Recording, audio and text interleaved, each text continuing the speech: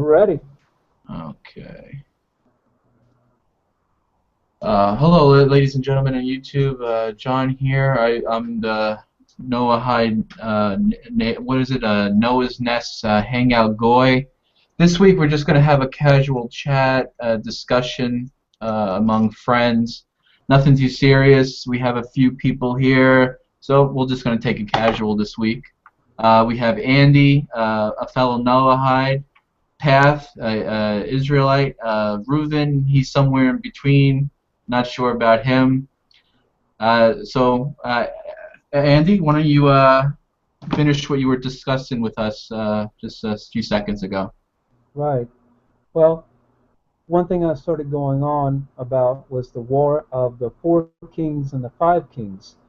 Uh, and that is the four kings. That is Tidal, king of Goyim, Alasar, king of, I forgot the name of the people. But then you also have Amraphel, king of Shinar, and Akadar al king of Elam. And somehow the sages tie all these respectively to the Proto-Roman peoples, the Proto-Greeks, uh, Shinar being the former kingdom of Nimrod. Amraphel is really Nimrod. He just changed his name after the scattering of the nations. So he's no longer the head honcho. He's competing with these others. And in fact, according to the text, Amraphel, aka Nimrod, he and the other two kings, they're led by someone else. Kedar al-Omer, Elam are the Proto-Iranian peoples, according to Jewish tradition. But since Path, since you're here, I'm interested to get your take on this if you want. Because before I started talking about that, I talked about how I noticed that Avraham, okay, at the time Avram, okay, the redemption of the world is he's the pillar of the world, as the sages say. He's the first truly moral giant, right, to come out of deep antiquity. He's the beginning of the roots of Israel.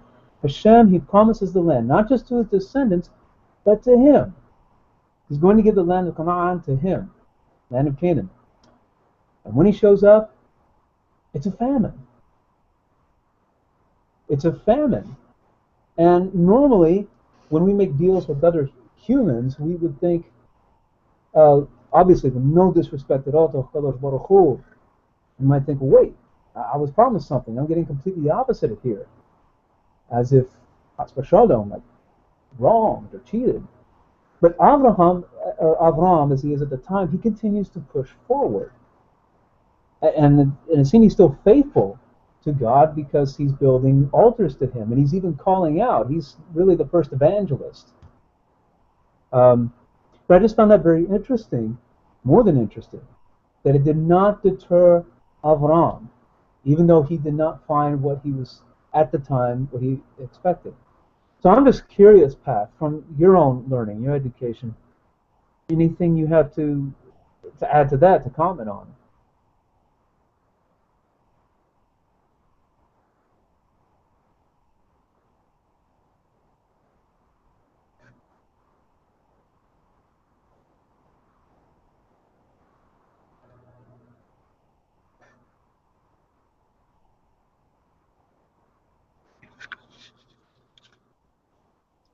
You might have lost him. You are muted, Path, just to let you know.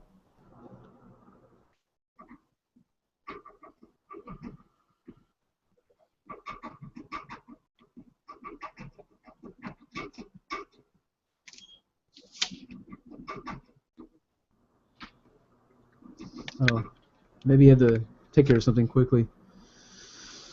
Let's see. The Parsha starts with the story of Abraham and his descendants. The first 2,000 years from creation was an era of desolation. Adam had fallen. Abel had been murdered. Idol worship has been introduced to the world. 10 generations had passed and washed away by the flood. Uh, this now starts this starts now the era of Abraham, the era of Torah. where he starts to influence disciples to serve God. I'm just reading some commentary to keep it going. Hey, Path, Andy had a question for you about the famine. I don't know if you heard him.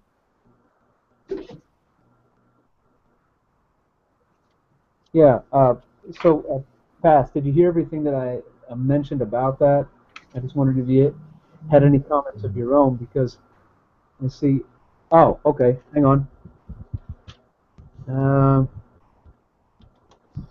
It's right in the beginning of the Parsha, right? it starts at. It begins at, or the context begins at chapter 12, verse 6, where it says, Hashem appeared to Abraham and said, to your offspring I will give this land. So he built it. Let's see. Hang on. I need to back up here.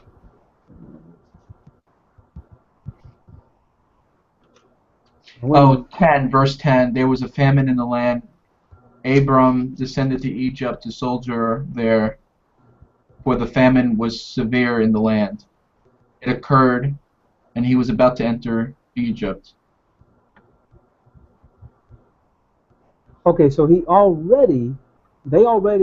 and his wife and Lot and all their people, they arrived in Aras Canaan, and they went as far as Shem and the plain of Moreh. So they're in there for a time, but we don't know how long.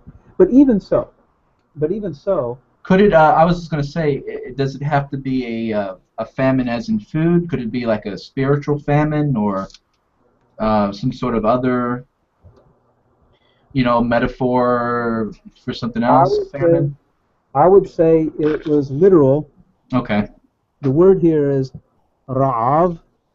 It says Vayehi ra'av ba'oras. Now, I recognize in modern Hebrew, uh, if you're hungry, you'll say ani ra'ev. Ani ra'ev. I'm hungry.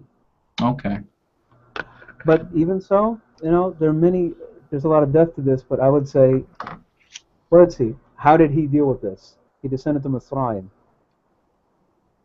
Yeah, I don't think he would not have gone to Mitzrayim because it was also dangerous. So if it was only just a spiritual famine, okay, meaning let's say and actually, yeah, they were deprived. They had no knowledge of the Creator. They're still serving idols. Um, if that's all there was, I think Avraham would have stayed there because, as we see, he's facing danger. It's so bad he has to come up with a scheme to save his life. Um, so why go into that kind of danger unless there is a literal famine in the land? Yeah. So anyway, like I was saying, path. Um, it's something really intense that Avraham, he comes here, so he doesn't find the land. He doesn't find a famine the moment he comes there. They dwell there for a while, and then at some point there's a famine. But that could still be disheartening to anyone because you have this great promise, and yeah, it might make anyone turn sour, you know. But that did not deter the faithfulness of Avram. Well, yeah. Oh, yeah. Sorry. Hi. Ah. I agree because this is one of his 10 trials. Oh, okay. Let me find a commentary on this. I was reading about this not too long ago. One second.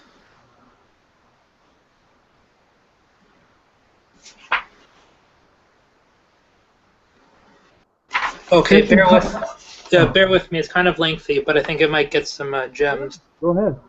So on 12 verse 10 on the verse, and there was a famine in the land, it says, this was one of the 10 trials which Abraham was exposed. Soon after he came to the land where his greatness was to be achieved, and it's quoting the verse from 12:3, I shall bless you. A famine came which forced him to leave the land. He had not yet achieved his wealth, which later would have assured him his survival. Therefore, he had no choice but to flee to Egypt. But he, quote, believed in Hashem, and Hashem, considered it to him as a righteousness, end quote. This was but one of the series of difficulties which were to befall him and his prosperity. And then it says, see chapter 12, verse 15, chapter 15, verse 2, chapter 38, verse 1, chapter 39, verse 1. Okay, so one purpose of these difficulties was to test their hearts of loyalty to God, despite the apparent hopelessness of the circumstances and despite the opposition of their enemies. Another purpose was to teach that not their own abilities caused them to survive, but the hand of Hashem, which always intervenes when all has seemed lost. Although they were perfect men, yet Hashem desired to bestow upon them even more perfection. By means of these 10 steps, Abraham ascended to the fullness of perfection. In those days, a famine meant certain death for foreigners in the land. Abraham had no fields, and he found it necessary to purchase grain. Only those who had stores of grain might survive. Abraham's livestock would perish for lack of pasture to graze, and his wealth had not yet become great before his sojourn to Egypt. In the times of famine, the land became savage with desperation, and none would spare to the foreigner from the pillage or the murderer in order to seize his possessions. It was only after the Egyptian episode that Abraham became more powerful with additional servants, and that he contracted alliances with some of the local chieftains. He had no alternative but to flee to nearby Egypt. An additional incentive was the fact that Abraham lived for the function of proclaiming the name of God, but in Canaan,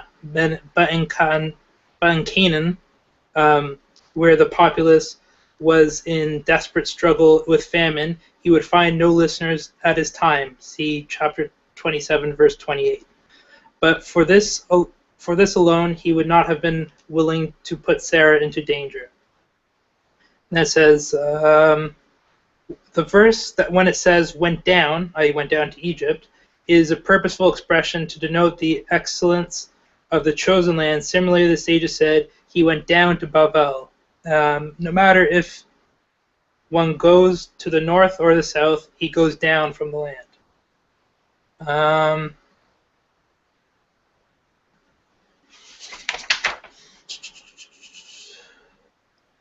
Yeah, it seemed like even in Canaan was pretty dire straits, huh?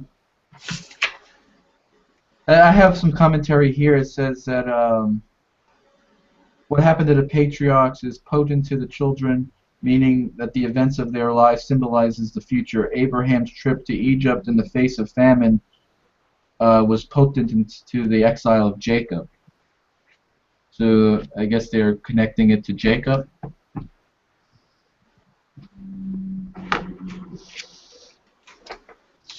Oh, here's something that's related to what Andy said and what you just said, actually, connecting to Jacob. Again, on the verse, and there was famine. The famine was sent in order to cause Abraham to journey to Egypt.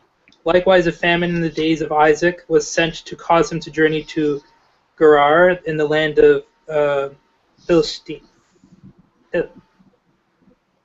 Plishtim? Sorry, it's in English, so I don't know. Plishtim? I don't know what that is. Yeah. When Abraham said, quote, God caused me to wander, end quote, he intended all the causes. The first, the command to go to Canaan. The second, his own voluntary choice to wander to Canaan from place to place. The third, Hashem's command to wander through the land of Canaan. And the fourth, and the famine which Hashem sent in order that he wander in Egypt. This entire episode is a prophetic parallel to future events. The first, Jacob and his sons also went down to Egypt because of a famine. The second, just as Pharaoh suffered plagues because he had stricken Sarah, so too was later Pharaoh plagued because he refused to send out the sons of Israel. Third, just as Abraham came up from Egypt with Hagar and other Egyptians, that became his students, so did Israel later go up from Egypt with a great multitude, like the mixed multitude of Egyptians. Just as Abraham came up from Egypt with great wealth, so his descendants went up from Egypt with great wealth.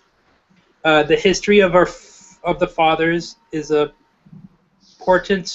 important for the history of their sons. The parallelism of this narrative and of the history of the Exodus from Egypt is too open to be mere coincidence. We have here an instance where certain events transpired as a symbol for very great matters, and we therefore must accept the principle that Hashem also caused other events related in the book of Genesis, which similarly serve as symbols and portents of great future events or of great principles. It is certain that the sons of Israel in Egypt, from the days of Jacob to Joseph, studied the oral story of Abraham's sojourn in Egypt and used it as a prophecy for their own generation, as its consolation and a hope, in addition to their knowledge of the prophecy of servitude to another nation, and that they would eventually go out with great wealth after the nation of their oppressors would be punished. But in addition to this function, the episode of Abraham's sojourn in Egypt serves as to demonstrate the importance in the eyes of Hashem. The nation of Israel is indeed important to God, but the perfection of Abraham was unique and was it itself the justification for his own exodus from Egypt.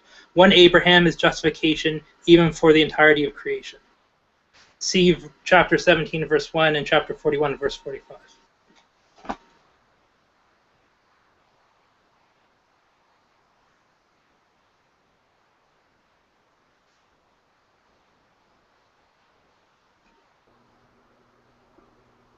Now, that was a whole comment, or that was a commentary.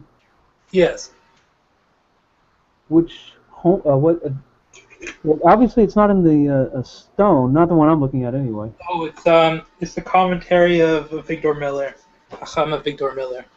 Oh, yes, I've heard of him. I think you'd like his stuff. You should pick up at least on Genesis. It's good. Yeah. Yeah. He's not like Avar Derech, but he's like European non-mystic. He's what? Sorry. He's like a European Talmudist, like non-mystical. Oh, or as they say, I've heard it said, very Litvish, very Litvak. Yeah. Ah. But even more, a little bit more strict than that. Oh, okay. Yeah.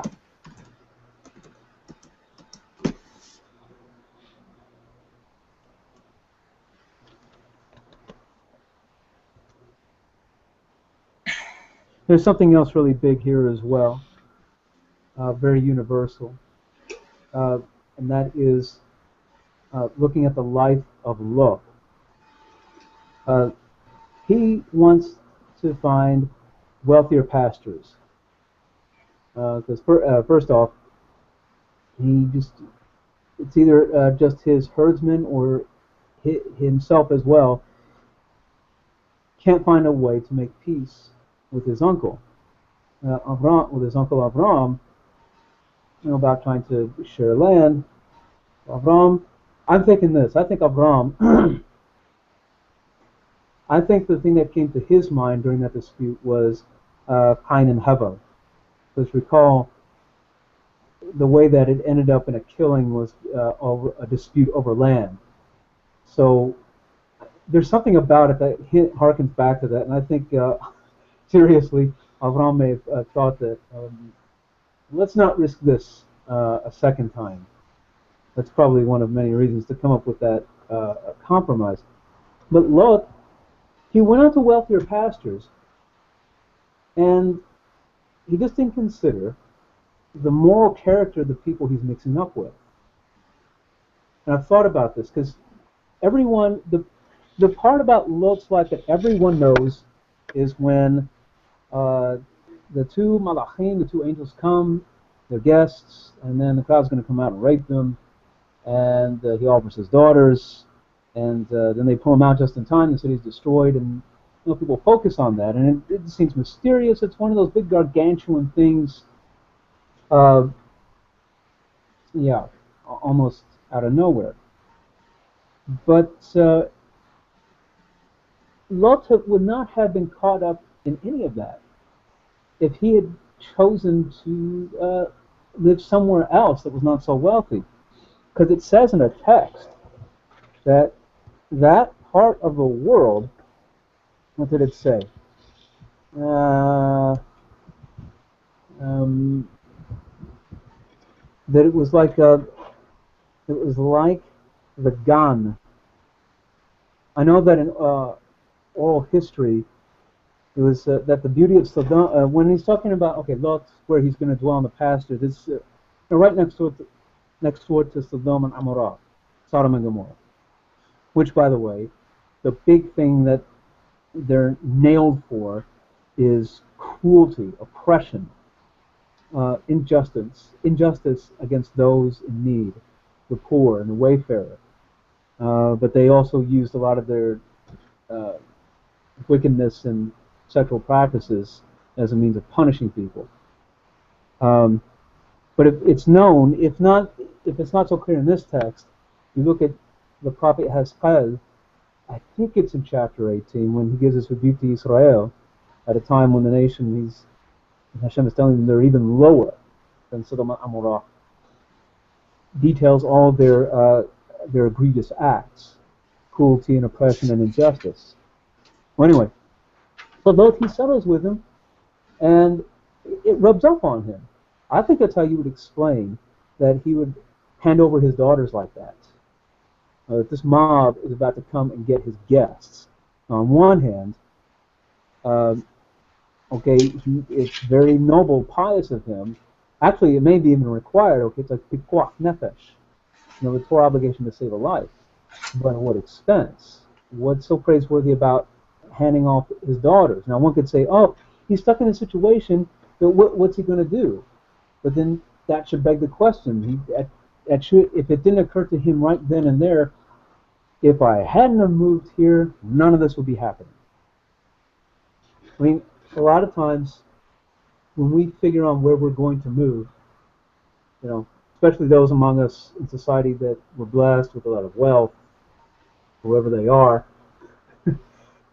be nice to be in that station. But the thing is, we check out real estate values, right? How much is the property worth, right? And what are the other properties like around there? And what's the homeowners association like, and all that. And there's a lot that, and it's reasonable. You want to make sure that the property you get is good. It's good land. But of course, the way we do these days, we don't invest in land for generations. We do it just to flip it.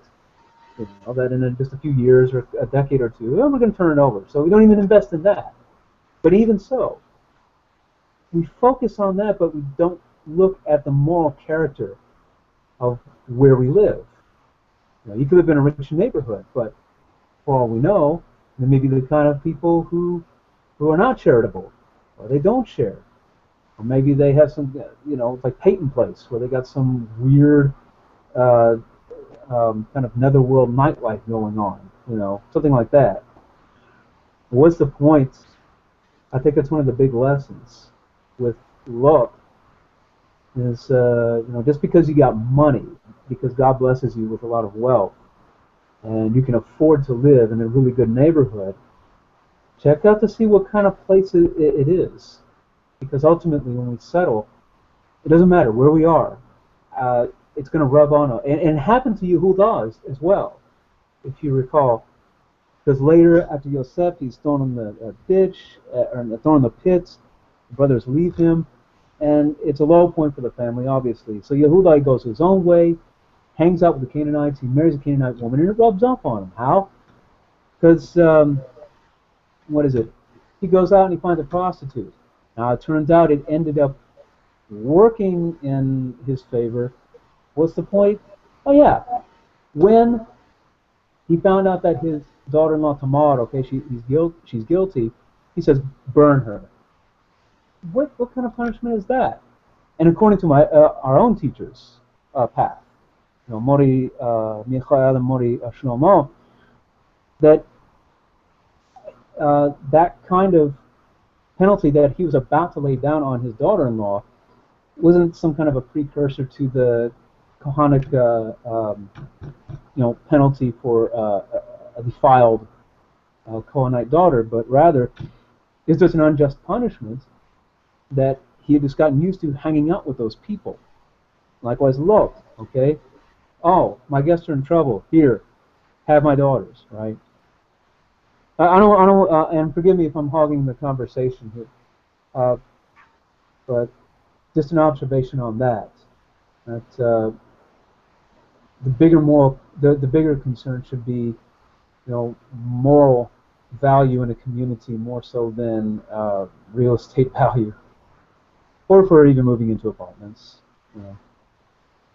I'll step down for a moment. No, that's fair. No, thanks for that, Andy.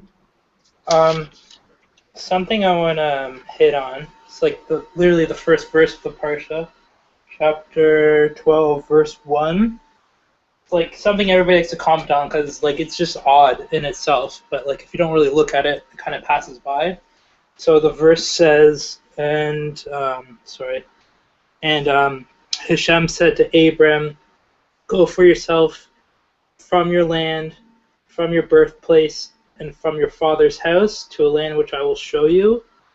And so, like, first there's an odd phrasing in the Hebrew, Lech Lecha, which is Lamed Kaf, and it's just a weird phrase.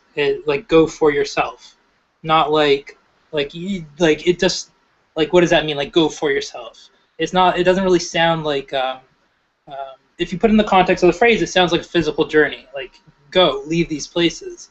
But if you actually look at the verse, it doesn't really. It's not an actual physical journey in itself. Just because if you look at the order of what he's supposed to leave, it says, "Go for yourself." So whatever that means, from your land, from your birthplace, and from your father's house. But like, if you just said, "Go from yourself, from your land," that would include his birthplace and that would include his father's house. So these aren't physical necessarily locations. He could have said, what he should have said, "Go for yourself, leave your father's house, leave the place of your birth, leave your land." That's like a more logical ordering of what would you say? A logical ordering of journeying, right? Because as soon as he leaves his land, he's leaving the other two places. So what could it mean? Well, we start with the phrase "Lech Lecha," go for yourself. So he's making a journey. God's telling him to make this journey for himself. So it's not just go. It's go for yourself. Go for a particular purpose. You leaving will be better for you. Go from your land. That could be like the actual physical location. Go from the place of your birth. So go from your culture, and then go from your father's house. Go from like because like, especially in ancient times, and it's still true today, a lot of people are born into a certain situation, and that kind of dictates how their life is going to go, who their family is. They get dynasties and stuff. But this is breaking it all down. Because I'm saying, for yourself, you should go. You should leave the place where you came from, both physically, both culturally, and possibly even both spiritually, or at least as far as certainty goes. And then he says, to the land that I will show you. So what's even more interesting about that is that Hashem's telling Abraham, leave everything you know, leave your family, leave your culture, leave security, leave your wealth pretty much, and go to a place that I will reveal to you eventually. So like, it's not even like he makes some grand promise to him. He says, uproot yourself and just leave. That's all he tells him to do. He doesn't tell him why. He doesn't tell him where he's going. He's saying, I will reveal it to you. Just start leaving. And I think that's a really interesting concept from right off the bat. So again, Hashem's telling Abraham to go for himself. So do this for your own sake.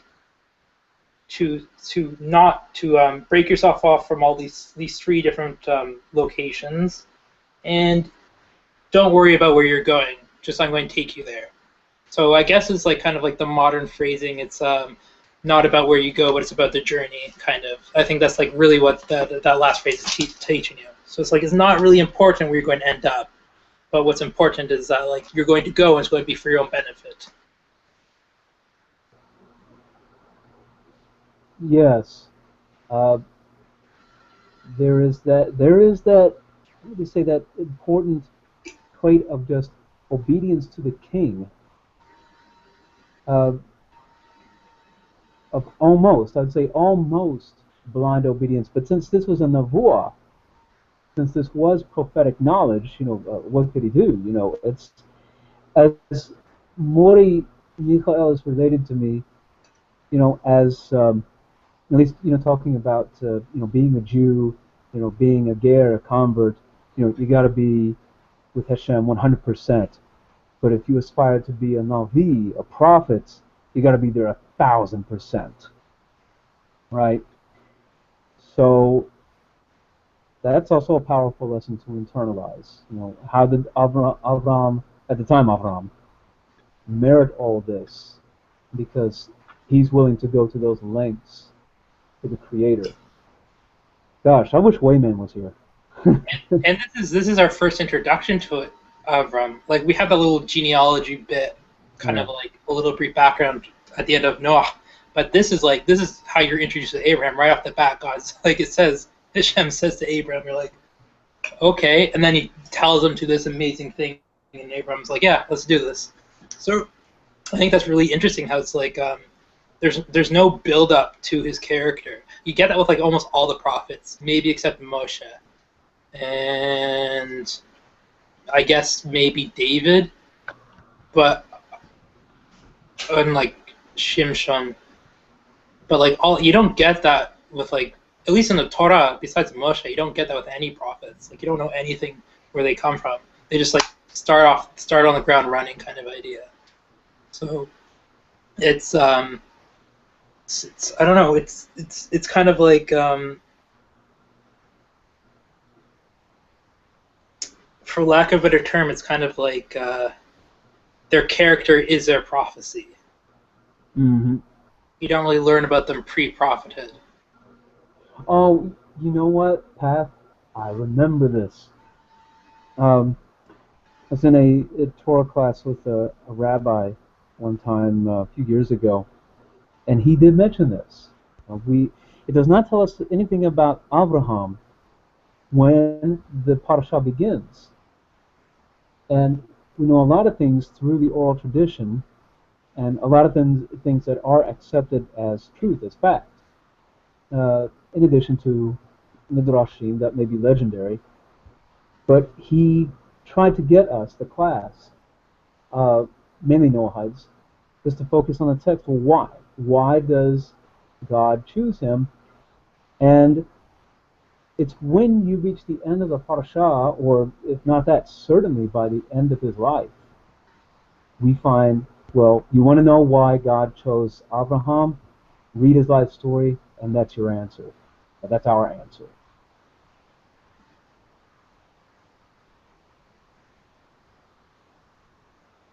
Yeah, very interesting.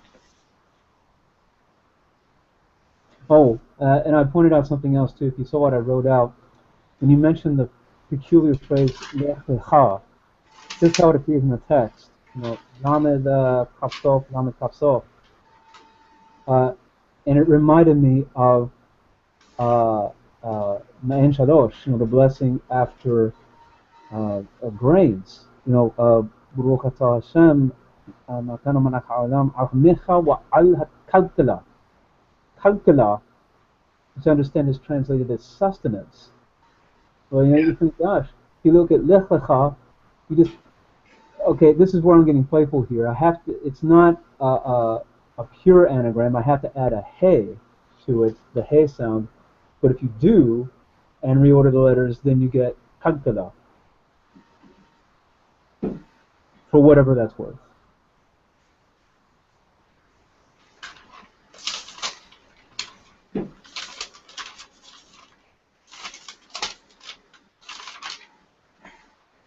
John, what do you want to cover next? I'm not sure. Is there Reuven would probably know best. What is some of the topics in the Parsha that we get? I could read through them. I have like little headlines in the stone. Well, we did talk about Sodom and Gomorrah, how it wasn't just wasn't just homosexuality that was destroyed. It was much more severe than that, which is a thing that people like to throw out all the time. Is there anything else like that, Reuven? Is there atheists will like to say it is barbaric or something? Anything in particular? I was trying to skim through it. So, Maybe circumcision. yeah. So We talk about circumcision in this chapter. I think we do. Yeah. we do, but before that, there's a war. But after the war, there's that whole interesting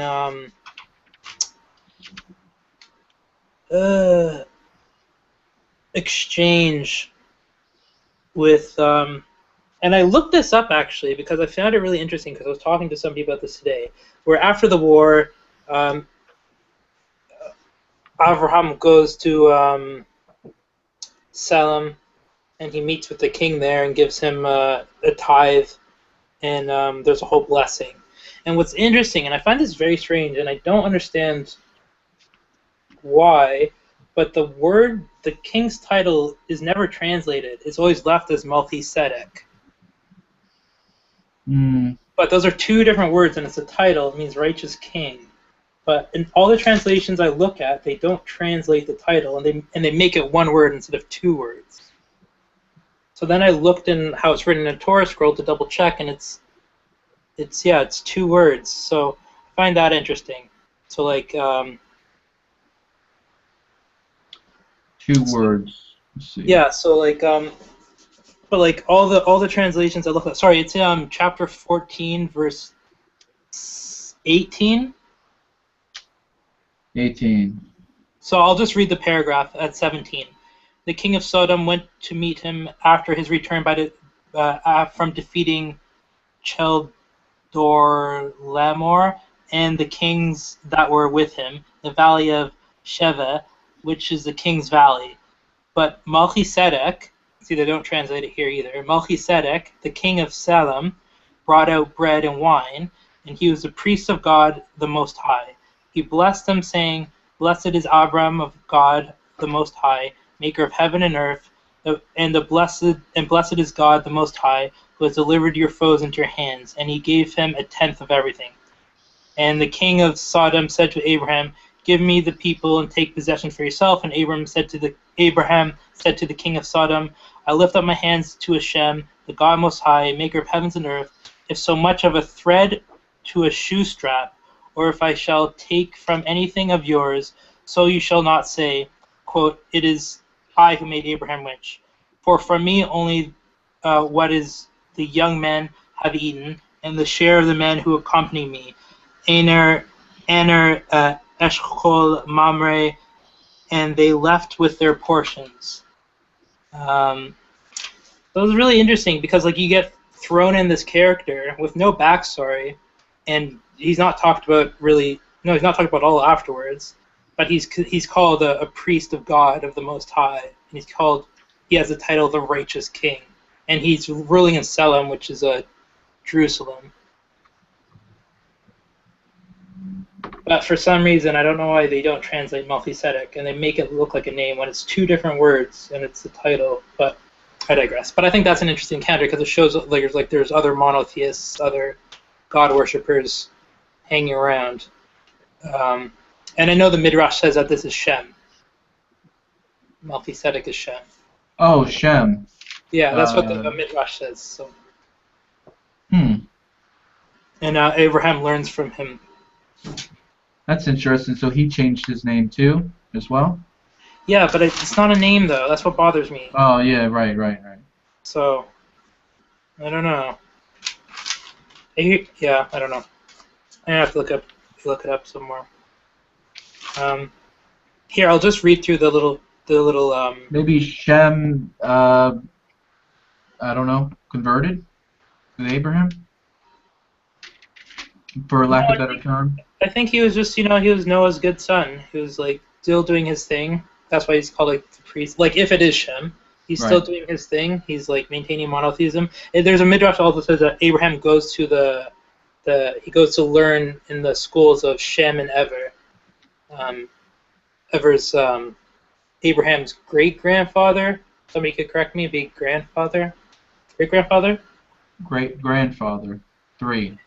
Yeah, and also the son of Shem, or the grandson of Shem, maybe. And so it says that Abraham goes and learns in their school of their Noahide school, I guess. So Yeshiva, right? Would that be what it would be referred to as? yeah, basically. Okay, so like the little headings. So I'll go to chapter 15 now, the beginning of chapter 15. I'll read through the headings. So if anybody finds something interesting, you just stop me. It says it's the God's reassurance to Abraham. Well, Reuven posted Abraham's alliances were something to explore. Yeah, let's look at that. That's back at 14, I guess. Oh, that is 14? The War of the Kings. Who does he align himself with? Andy might know more about this stuff than me.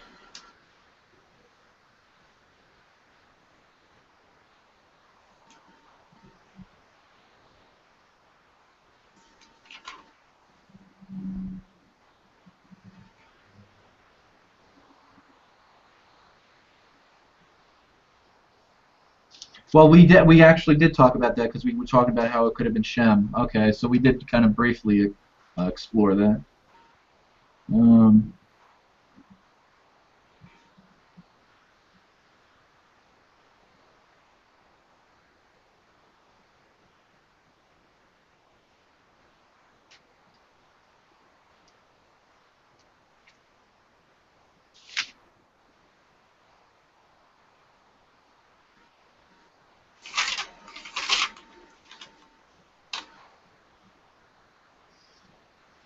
What about chapter 15:10? What does that say? He took all of them to him, and he cut them in the center and placed them each on the opposite counterparts. The bird, however, he did not cut up. So the covenant. Does anyone want to? That's actually something to explore. Abraham cut the animals into 2 parts and walked between them in those days. The partners to a covenant passed between severed parts to symbolize their acceptance into a new pact. I don't know enough about those cultures to.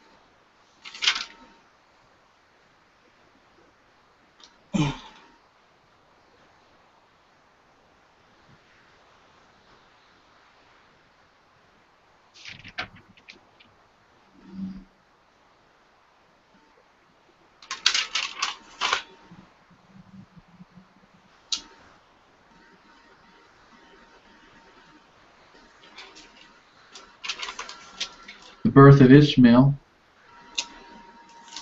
I like this because a lot of people, I don't know, they knock Hagar, but like Daughter of Pharaoh. After seeing the miracles that went through on Sarah's behalf, and when she abducted and were taken to his palace, he gave Hagar to Sarah, saying, "Better that she be a servant in the house than a princess in someone else's."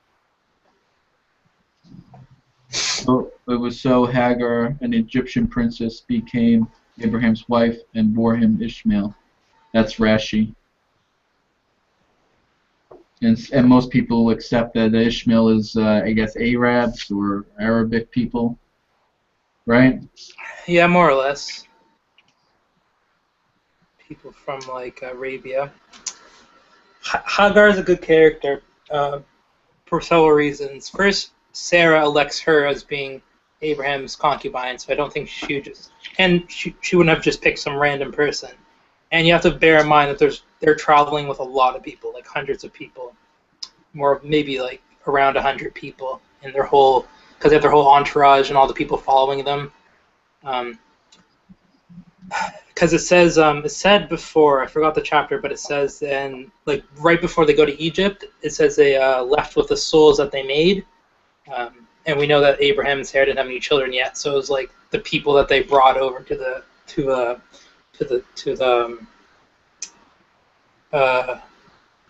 good side, I guess. I was actually watching a mystic that was actually saying that what that meant was that they were creating spiritual souls, like souls in heaven, children in heaven, spiritual. So I thought that was actually fascinating. Anyways, Any opinion yeah. on So, that? and then Hagar is, Sarah seems her worthy. She gets a bout of prophecy. It's not prophecy like with a big P, because she's not a prophetess, but she gets a bout of prophecy. And in between that, when she's cast out, she doesn't go back to Egypt.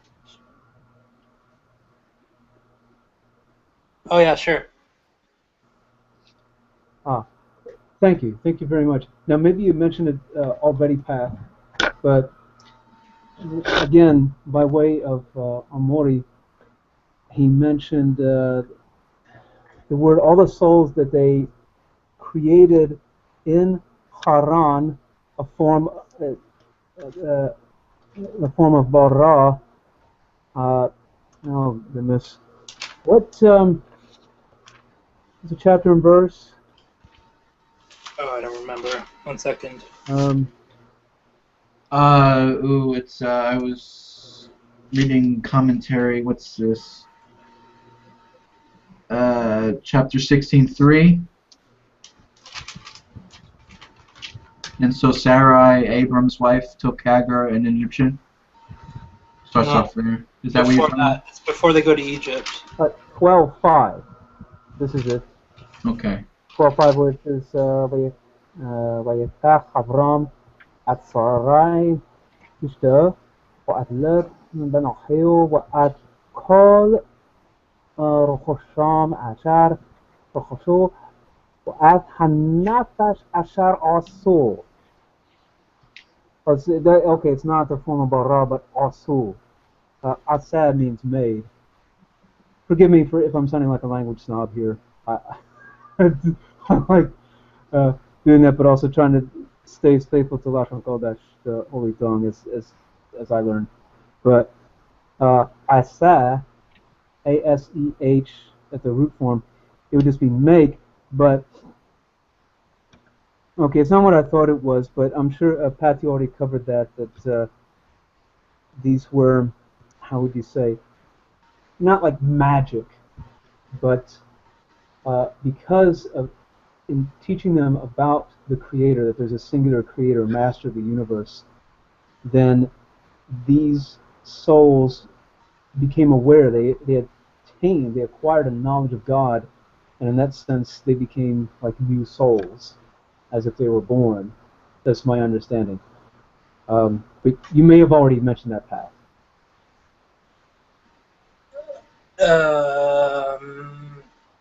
Is it with the prophet Shmuel that his students are called his children?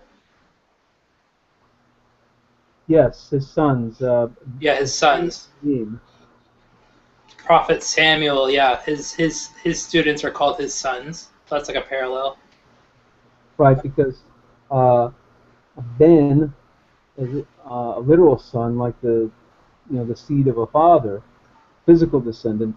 But the way the Torah understands this, it can also mean someone who is a follower, right? That uh, he acts and he speaks and thinks in the same manner as his teacher, and that's how I understand too. Okay, when talking about in the likeness or in the image of a person, or like Salam Elohim, in the image of God, that it's not a physical image, but this is a Hebrew expression referring to the knowledge and the behavior that a person acquires because he becomes a follower of this other person. Or in this case, Adam, he acquired the knowledge of God, and so he emulated his ways. And then his son Sheth, it says that Adam begat Sheth in his likeness and in his image. Uh, or it might have just been one of the two words, just saying in his likeness or just in his image. But what's the point? Not like that, you're the spitting image of your Paul. No. But that, unlike Cain and Hevel, Adam, through his teaching, passing on the Torah as it was known then, Sheth, he became someone who was more like his father, the way that God intended him to be. So that's what it means to be in his likeness or his image. So it parallels with the deeper meaning of a ben, a ben, a son. And of course, all converts, when they come out of the mikveh, right? Um, that person, if he's a man, he's called a ben Abraham, and if a woman, bat Sarah, I think. Yeah. Yeah. There's something you might be able to answer. Did you hear me when I was talking about Abraham's encounter with possibly Shem after the war? Yes, I'm familiar with that. Did you hear me talking about it? No, I missed that. I'm sorry. No, it's okay. I was wondering why no translation I've looked at ever translates Melchizedek and makes it look like it's a name. Rather than just translating it literally in the Targum? Yeah. Well, I'm not sure. Maybe that's...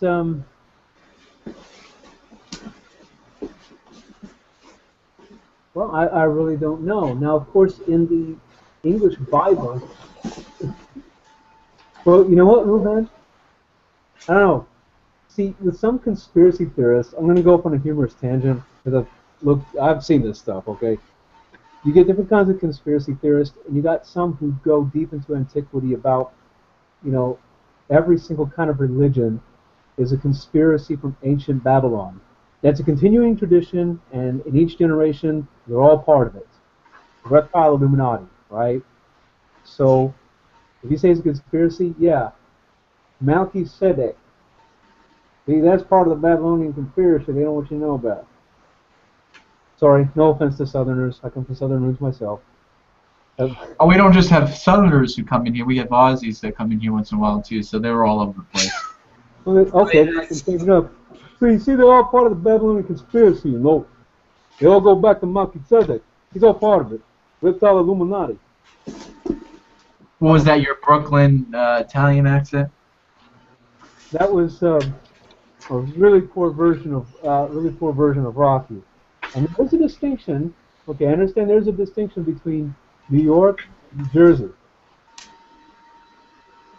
Yep, big distinction. Yeah. In Jersey, they say Jersey. They say Jersey. Oh well. Way off on a tangent. Enough of conspiracies. Matthew said that. Why does it say that and just not king? But then, it's the same with the Sefer HaYashar. That's how it goes in the translation. It doesn't say the Book of the Upright. A lot of times it will just say the Book of Jasher.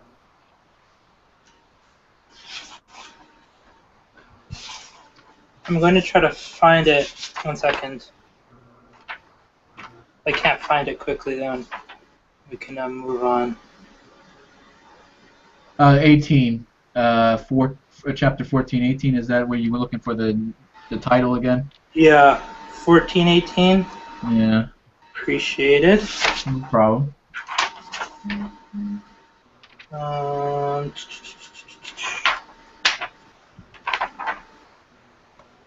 Wow. 18, 14, 18. Okay, here.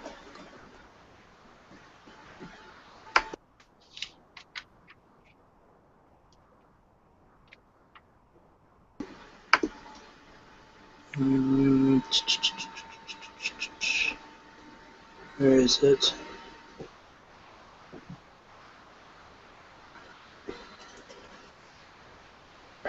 Andy, can you see this? Is it blurry? You gotta click his put Abraham up, put a path on the picture. There you go. Is it blurry? I can't. No, it's not blurry, but just gotta keep it still. Yeah, keep it still. 1 second, I lost it. What are you pointing to? I'm pointing to where it's written. This is how it's written in a Sefer Torah. Ah, okay. Can you see it clearly? Yeah. I see where it says Umalchi Sadak. Right. See two words, right? Yes. So it's saying the righteous king. And if it was, I can understand if it was like one word, and then you could just say like, well, you wouldn't translate it. That's just his name. Yeah. That's why I find it confusing. Well, this is my guess, and thank you, by the way. Yeah. I think, what is it? I think that maybe they put the two words together because I've never heard malach, uh, how would you say, put through a declension, a word declension, where you'll get malki Right. alone. Yeah. So perhaps that's what lends the translators to just believe, well, that's just it. I don't know what the tradition is. I just assume that that was another name for Shem ban Noach, Right. and knowing his role, his job there. I always get the It impression describes him everything. as the leader and the priest there. Yeah, he had a really. He was kind of like Yithro, this kind of priest of God. That Well, you don't know really what their position really meant. well, you know what that adds to my impression about Melchizedek, and since you mentioned Yithro, okay, him as well. When you put their stories together, I get this impression anyway, that these are men, they're very lofty, they are faithful, and probably in their own right, no nonsense. They're not given to weird fantasies, weird, far out religious, mystical fantasies. Pretty simple, like Noah, Tamim. But they also seem, what's the word? Not exactly timid, but they seem lacking in some power. They're lacking in influence. Whether or not they could truly uh, influence people, that's just the impression I get, right? As great as these men were. Because Abraham, he goes through this big battle. It's like one of your, what's it, one of your commando stories that you hear about, modern warfare, right? Or later on, the tale of the Greeks, the 300. Well, before that, you have Abraham and his bands. And it's a rescue mission, right? Before Saving Private Ryan, okay, you have Lot. And it appears that Abraham, he has no interest in this. He's not going to be part of this. And it's also worth noting, where did he dwell at the time? At Plains of Mamre. So he's not with the four kings. In fact, he was the opposite. Why? Because Amraphel, who was Nimrod, he's King Shinar, who tried to murder him. Of course he's going to leave. He ain't going to be on that side. He's going to be on the side, of Nod. But he's not fighting for them either. Now, I won't say that, I don't know enough to say that Abraham was truly neutral and passive and, I'm not going to have anything to do with this. At the time that was wise. But once his nephew, with whom he had a strained relationship, once he was, kidnapped, okay, talk about a rescue mission, right? The Koach Nefesh, or maybe there's another Hebrew term for it. He's going to go all out, and his men will follow him. Talk about charisma and courage and strength. And when he gets to the end of it, right, and he foregoes the honors, which, by the way, our own Mori Michael had pointed out, that there's something implied at the end of this and in the next text where it says, and after these events, that he made a mistake there in not taking the land right then and there. That's another discussion. But after all this, then here comes Melchizedek. Like, welcome. Here, let me bring bread and wine to you.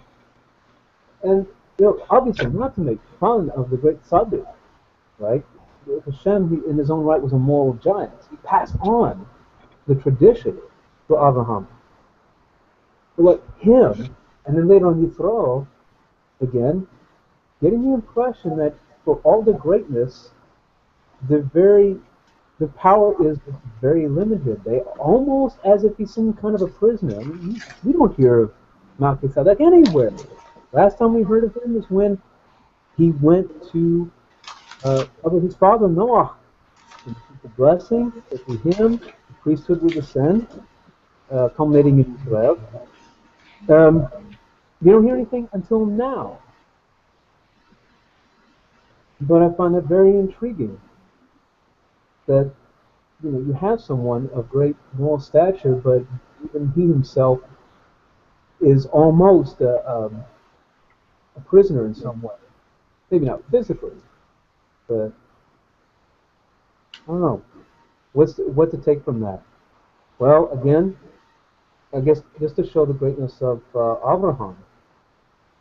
Whatever he learned, whatever traits Abraham perfected, I would say that's a template even for the whole world, with no disrespect at all, none at all to the great Noah, right, in whose merit the world was saved. But Abraham was the one who really ran to serve Hashem. He ran to tell people about the Creator. There's something about him. Oh yes, oral tradition does relate as well, and this is regarded by Jews as historical fact. Abraham, being the son of Terach was the general of Nimrod's army. You have to imagine a young court princeling. So he wasn't someone who just came from nowhere. Abraham, okay, he was the son of the greatest warrior. So he learned it's assumed that he learned his own warrior prowess from his father. Right? But, wow. See, even before the Odyssey, seriously, I find it interesting how some things in Greek history seem to parallel things you learn about in Torah or in Jewish history, right? Because of course you have, just as you have Abraham, Isaac, and Yaakov, you also have Socrates and Plato and Aristotle. This tradition of wisdom, the Havdilah. But anyway, I'm spouting off. I'll step back for a moment.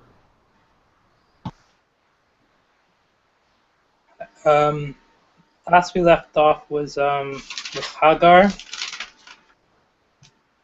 I was saying she's a good lady, and it's interesting that I think the biggest thing about her, well, I said a couple of things. Well, I guess it's not the biggest thing. Maybe it's the least biggest thing about her, actually, is that when she leaves with Ishmael from the tent of Abraham, like when they leave the camp, she doesn't go back to Mitzrayim. She wanders. So she has no desire to return back to that culture. She's been so kind of she accepted. She's clearly probably Sarah's greatest student, or she's up there since Sarah chose her. She does get a stint of prophecy, and but in her journeys, she doesn't return back to Egypt. She just wanders aimlessly in a place she doesn't know. So it shows her kind of dedication to I'm not going to return back to that kind of environment, which is a good lesson for a lot of us should have. If it's something bad, you shouldn't really return to it, or at least flirt with it. You can't test yourself like that. If anybody's anything to say on that, can go to 17, I guess. Anything about Hagar and Ishmael or Sarah and Abraham?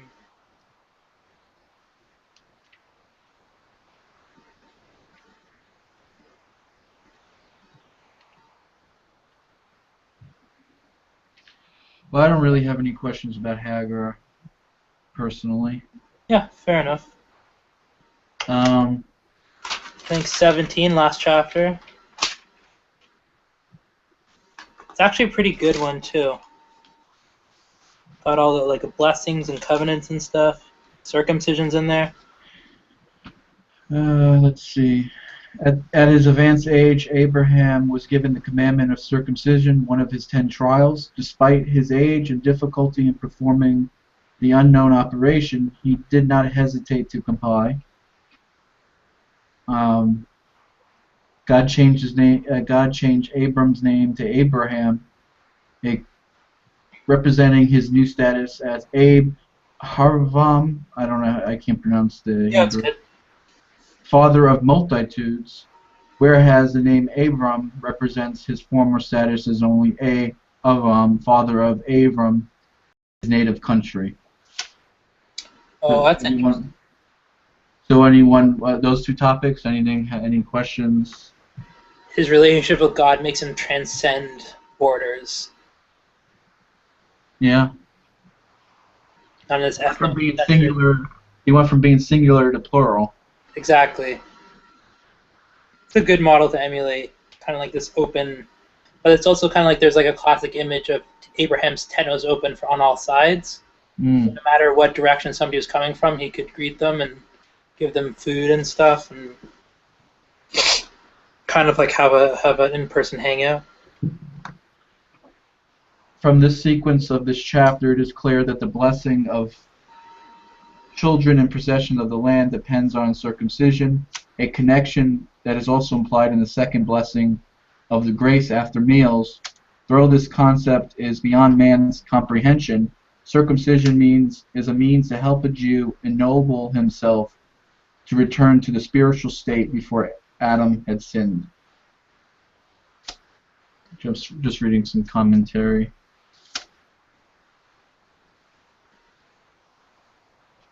Because I know that's big out there these days. I guess it's an anti-circ craze going on in the world.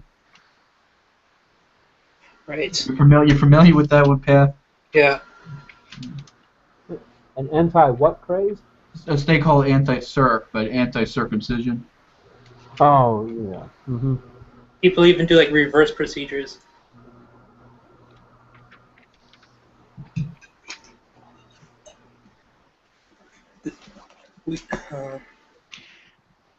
There's some more interesting commentary on circumcision. I don't know if anyone wants to get into that. Why not? No. Okay. Any adult who intentionally remains uncircumcised suffers spiritual expulsion. I think that's what it says, meaning that the soul loses its share in the world to come, and the violator may die childless. That's like That's proper hell for us. You cease to exist. You don't even get a chance to even think about God. Would that apply to non-Jews as well, or non-Jews can get kari too. Well, that's something I've never really understood about karet. You see, this is how I understand that Torah teaches about anyone who does not have a share in the world to come, who does not live on, he simply dies. There is no more. That's it. There is no more. It's like what atheists think of the afterlife. That's the kind of afterlife they're getting. But then I think, well, then how is karet more severe? Because I know this, because Rambam, he teaches this. He makes a distinction. I think it's in Hilchot Teshuvah. For Yisrael, anyway, for a Jew, that there can be karet in this world. I guess that would mean that somehow he's... expulsion. Yeah, expulsion or excommunication, right. But then, after... karet, it's really just the same thing as, ordinary death for an ordinary human being, right, who died an idol worshiper. I guess maybe that term karet is used just to really communicate the severity of it, because, all right, an ordinary human, most people did not have even a knowledge of the Creator, mostly worshiping idols. But Israel, they know better, should know better. So perhaps that's why the Torah used that wording. It's more severe.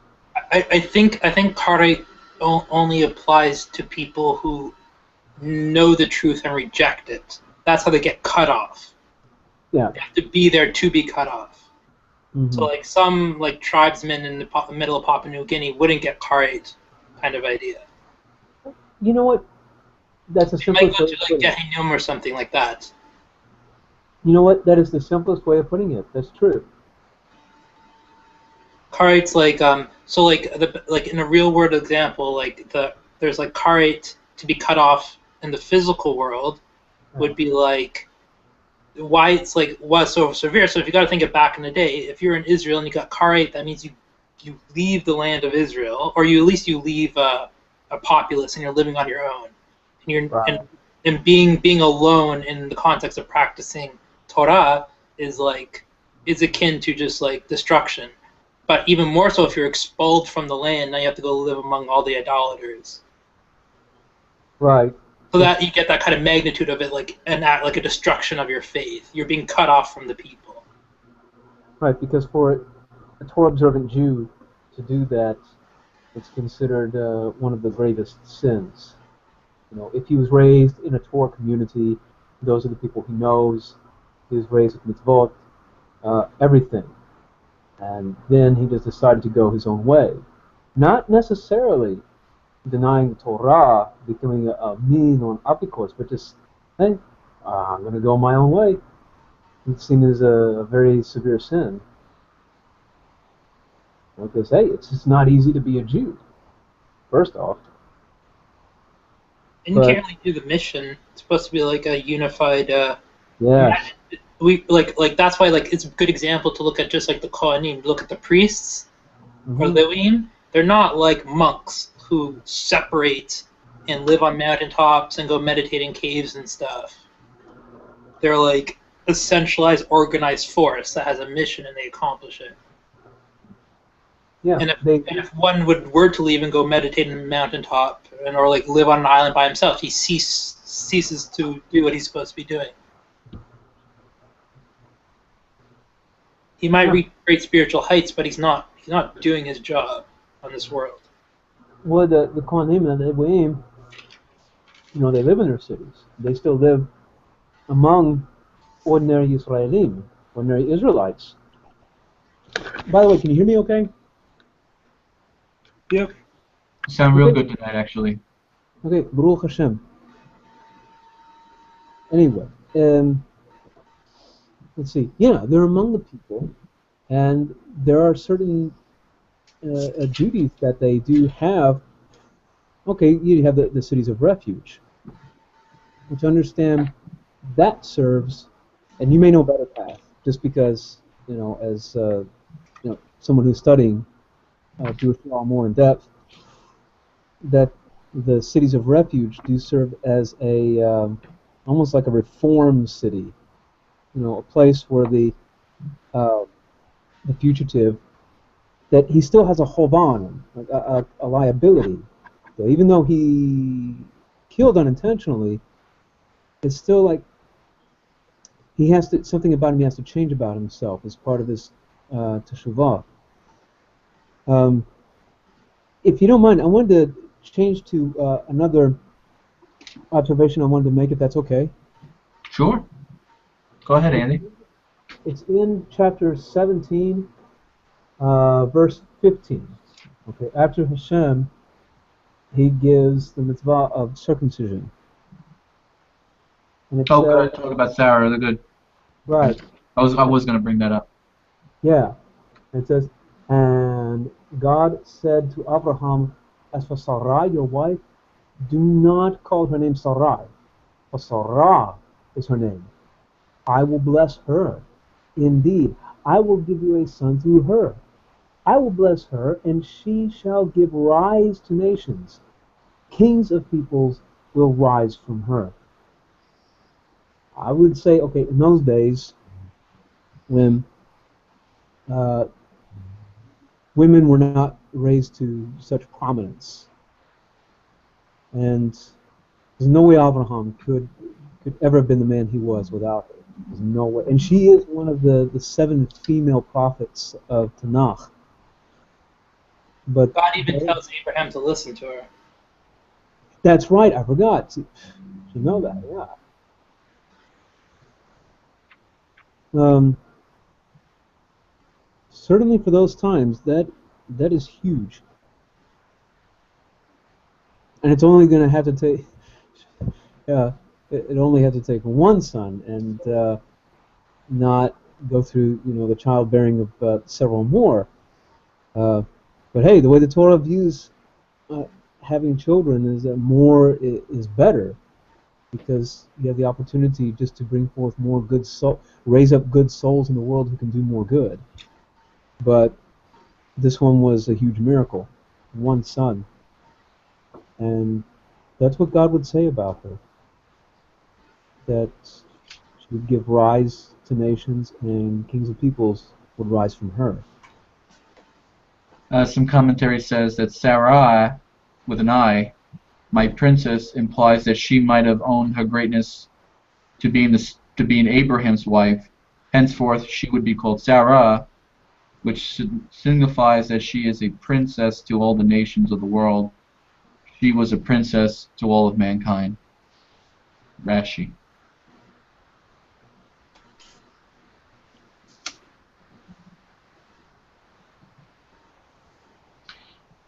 Abraham's laughter was not due to skepticism, but jubilance. It became it became because of sheer joy at the news that Sarah would bear a son. He rejoiced in the case of Sarah. So the laughter wasn't like he was, whatever. Okay. Positive. Positive. What verse was Sarah's name changed? 1715. Yes. This is what I got. The sole instance of any of the mothers that gained the name of God is Sarah.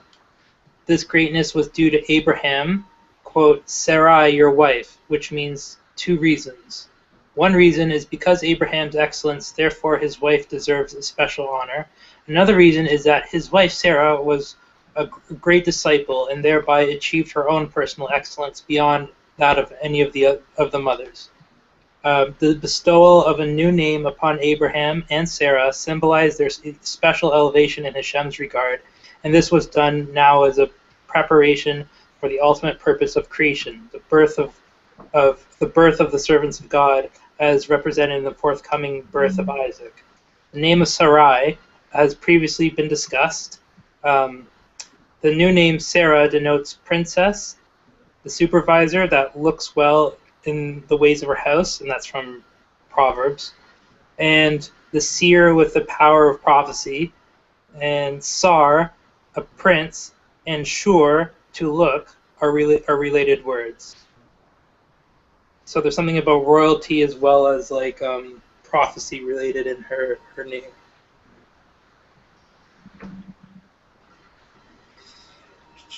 I want to find the one on Abraham.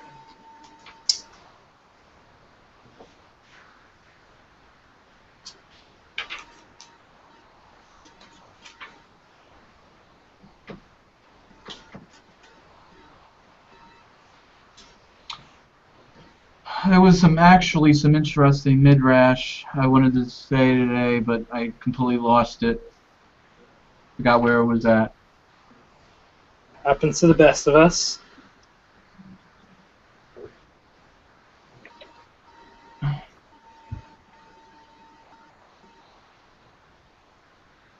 says here, Abraham should have been the first man created, not Adam, for God foresaw the fall of man, and if Abraham had been the first to fallen, there would have been no one after him to restore the righteousness of the world, whereas Adam's fall came and Abraham was to establish the knowledge of God in the world. It goes on for some length. I thought that was interesting. That popped out at me doing some study this week. I don't know if anyone has any comments about that. Can you read that again? I think the last part cut off. Oh, okay. I'm sorry. No, just kidding. Where is it? Perhaps Abraham should have been the first man created, not Adam. God, however, foresaw the fall of man, and if Abraham had been the first man to have fallen, there would have been no one after him to restore the righteousness in the world. Whereas Adam's fall led to Abraham, which had established the knowledge of God in the world. I like that. A rebuilder puts a strong beam in the center of the building as to support the structure on both ends. Abraham was the strongest beam to carry the burden of the generations that existed before him and after him. So the Torah, and then it goes on to talk about how the Torah is like a pillar that holds up the world. So that's the center that holds up the building. I like that. Yeah. That connected with me that week when I was doing the study. Like the foundation. Like you're just not good enough to just have the 4 pillars. It might collapse, and you need that extra.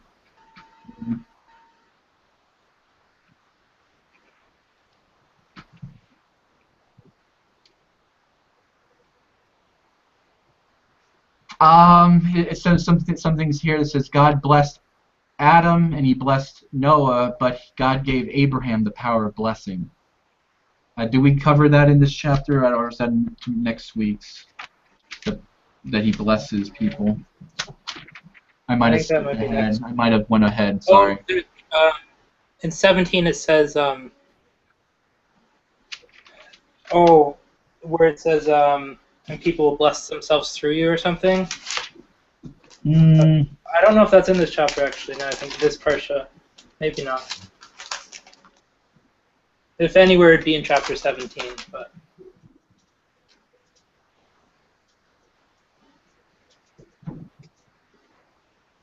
I appreciate you coming by, Pat and Andy. Thank you for. It would have just been me and Reuven just hanging out if you didn't come. Thanks for coming by. I learned a lot this week. it's always a pleasure. Thank you both for putting this on.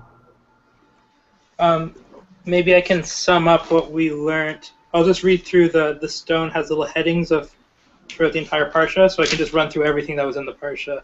Oh, okay. Like I sure. Mentioned. So, one second, let me just get there.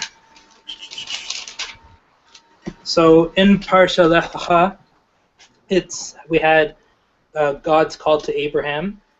Abraham goes to Canaan. Abraham and Sarah went to Egypt. They returned to Israel. Abraham and Lot part ways. The repetition of the promise, the promise of Abraham and Lot, that is. The War of the Kings. Sodom is defeated.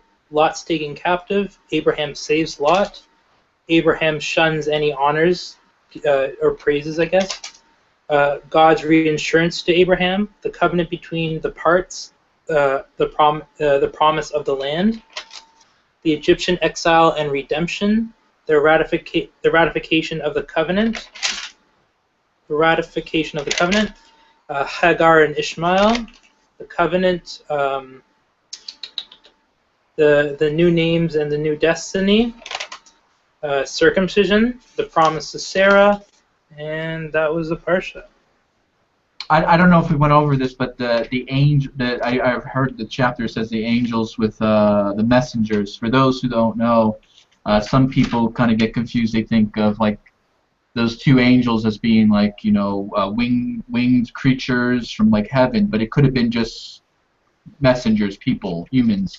Yeah. It doesn't necessarily have to be some spiritual being from heaven. It doesn't default have to be an angel, but it could be, but it doesn't have to be necessarily. Okay. Could just be a regular Joe Schmo on a mission.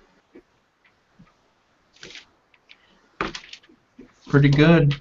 This is a good hangout. I actually got to get going. It's kind of slow, but later. Thank you for coming by, Pat. Yeah. I hope to see you next week. I'll see you in the middle of the week. Be well, Reuven. It was always a pleasure. Thanks for facilitating all this. John, thanks for hosting it. And and Andy, thanks for participating. It's always good to talk to you. Sure. It was good participating here with everyone else. Pat and Reuven and John. Shabbat Shalom. Good end of the week. Sabbatical salutations. Good Sabbath. Thank you. Good Shabbos.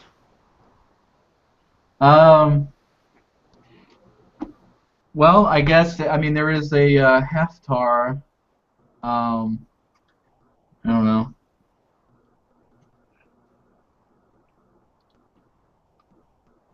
I guess that was more of a James thing of doing Haftars. But yeah, I really appreciate everyone. I guess I'll do the closing statement. Thank you for coming by. Remember, check out Facebook and Google Plus for the Ben Noah groups. Reuven basically runs both of them, and that's where you go if you want to participate within the weekly Torah portions, Parshas, as we call them, Bible study. We do it from a Jewish perspective, so if you're Christian, you might not feel comfortable being here, maybe not, but we're open to questions, comments. Please, we have a Q&A. Drop it down. We'll check it for next time. That's Reuven Goldstein. Over in both of them. You can add me, subscribe to the channel, everything. Thank you. Peace out.